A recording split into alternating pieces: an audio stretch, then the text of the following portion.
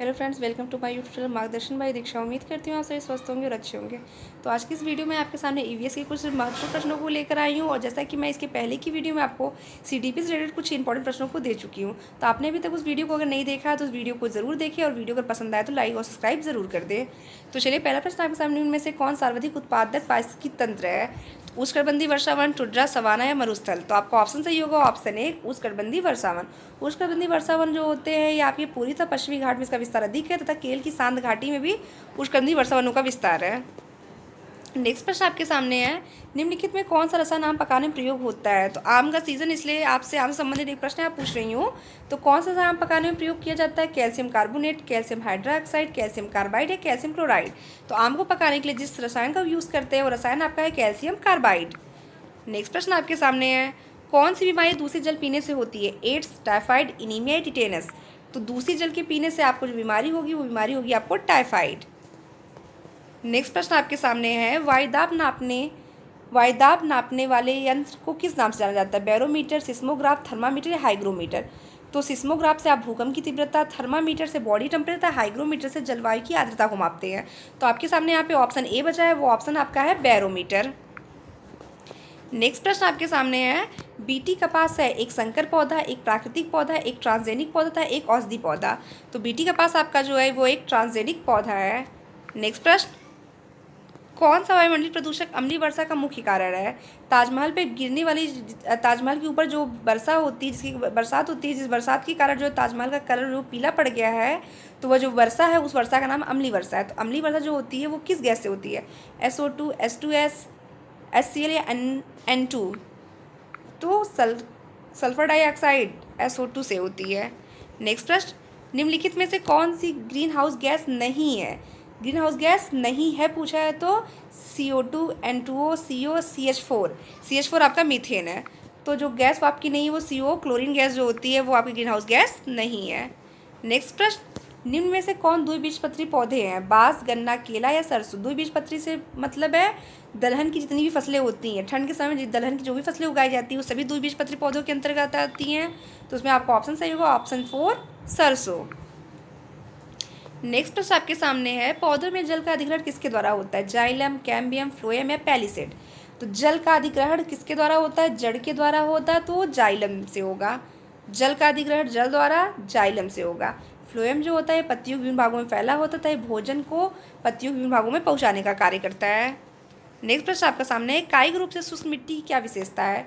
इसमें अधिक जल का होना, पौधों में प्रकाश पर्याप्त नहीं मिलता, मिट्टी में लवण सांद्रता अधिक होगी या मिट्टी कठोर होगी?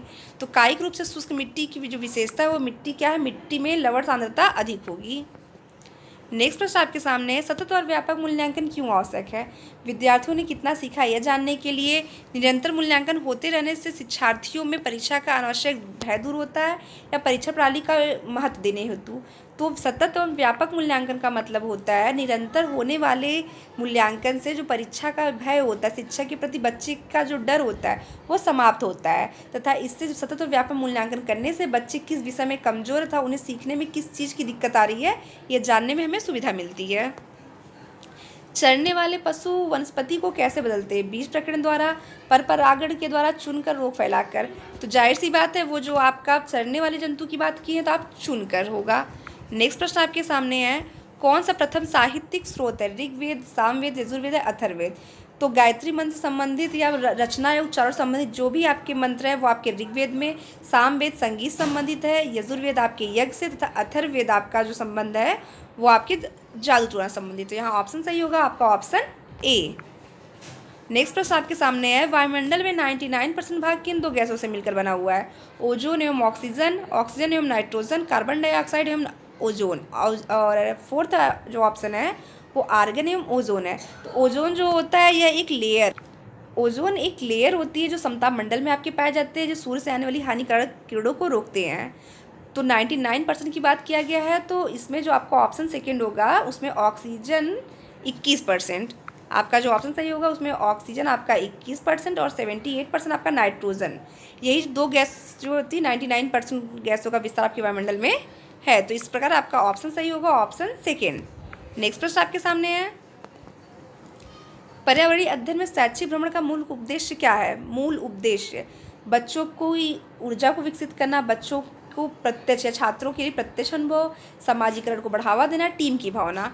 तो पर शैक्षिक भ्रमण का मतलब होता है कि बच्चों के साथ, स्कूल के बच्चों के साथ टूर पे जाना, बच्चों को घुमाने के लिए कहीं ले जाना, तो ये होता है शैक्षिक भ्रमण। इस भ्रमण में आपका जो होगा, बच्चे के अंदर जो प्रत्यक्ष अनुभव होगा, जब बच्चा किसी चीज़ को देखेगा तो उसके प्रति उसके अंदर कल्पना जागृत होगी, फिर वो आपसे, उसके मन में कुछ तर्क उत्पन्न होगा तो वो आपसे प्रश्न पूछेगा।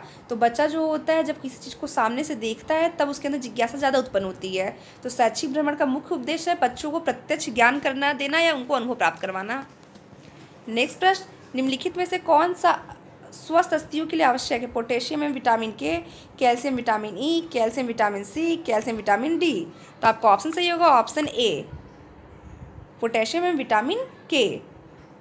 और वहाँ पे आपका ऑप्शन नहीं है, 1 मिनट, यहाँ पे आपका ऑप्शन सही होगा जो वो है आपका ऑप्शन डी। ऑप्शन डी जो होता है, ये विटामिन डी जो होता है, ये कैल्शियम अस्थियों को स्वस्थ रखने के लिए। विटामिन के जो होता है ये आपके बाष्पन को दूर कर, सॉरी विटामिन ई जो होता है ये बाष्पन को दूर करने के लिए।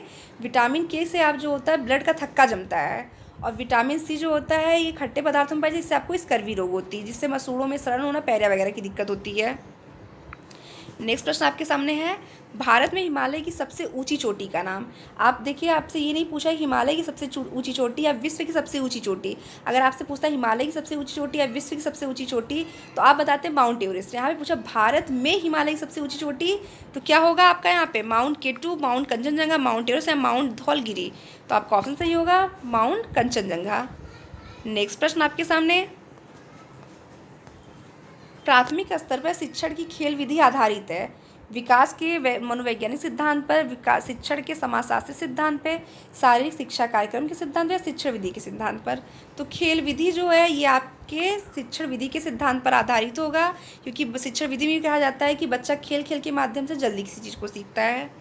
नेक्स्ट प्रश्न आपका, ओसोम का प्रसिद्ध, ओसोम मतलब आपका यहाँ असम से है, तो ओसोम का प्रसिद्ध एक सींग वाले गैंडे का वन्यजीव अभ्यारण्य क्या है? मानस, काजीरंगा या गिर जंगल या कान्हा किसली। तो मानस आपका असम में, काजीरंगा जो होता है ये भी आपके असम में, और काजीरंगा अभ्यारण्य जो होता है ये एक सींग के गैंडे के लिए प्रसिद्ध है। नेक्स्ट प्रश्न आपके सामने, निम्नलिखित में कौन सा आग्नेय चट्टान का उदाहरण है? बेसाल्ट, स्लेट, चूना पत्थर या ग्रेफाइट। तो आग्नेय चट्टान की बात की कि आग्नेय, अवसादी और कैंथरी 3 प्रकार की चट्टानें होती हैं। तो आपकी जो यहाँ पे बात किया गया है आग्नेय चट्टान, तो वो आपका कौन चट्टान होगा? आपका बेसाल्ट चट्टान, नहीं सॉरी, आपका जो आग्नेय चट्टान की बात की तो आग्नेय चट्टान आपका जो यहाँ पे ग्रेफाइट होगा। ग्रेफाइट ग्रेनाइट जो होता है वो आपकी आग्नेय चट्टान होगी। चूना पत्थर आपका कैंथरी तथा बेसाल्ट आपका अवसादी है। नेक्स्ट प्रश्न आपके सामने, पृथ्वी के वातावरण की किस सतह में ओजोन परत पाई जाती है? इसके पहले मैंने आपको ऊपर बता दिया है। तो ट्रोपोस्फीयर, स्ट्रेटोस्फीयर, मेसोस्फीयर, आयनोस्फीयर। तो ट्रोपोस्फीयर को आप क्षोभ मंडल कहते हो।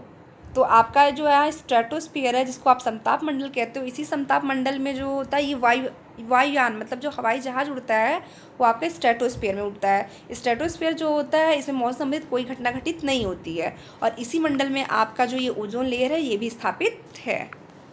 नेक्स्ट प्रश्न, वायुमंडल की सबसे निचली परत का नाम क्या है? निचली परत जहाँ पे मौसम संबंधित सभी घटनाएं होती हैं, समताप मंडल, ओजोन मंडल, आयनन मंडल या क्षोभ मंडल। तो निचली परत की बात की गई है तो ये आपका क्षोभ मंडल होगा। नेक्स्ट प्रश्न, विटामिन सी की कमी से होने वाली बीमारी का नाम क्या है? स्कर्वी, रतौंधी, बेरी या थकान। तो विटामिन सी की कमी से होने वाले रोग का नाम है स्कर्वी।